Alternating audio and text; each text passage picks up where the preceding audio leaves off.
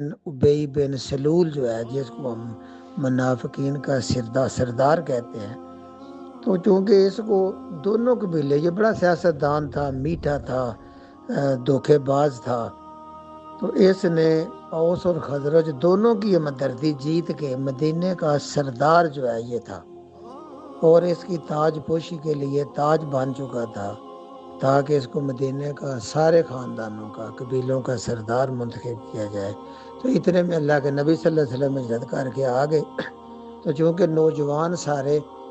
औस और खजरज के वो नबी मुकर्रम सल्लल्लाहु अलैहि वसल्लम पर ईमान ले आए थे, तो इसकी वो ताज वाली जो रस्म है, ताज पोशी वाली, वो रह गई। तो इसके दिल के अंदर एक हसद था, इसलिए ये भी मुनाफिकत का इसने रूप धार लिया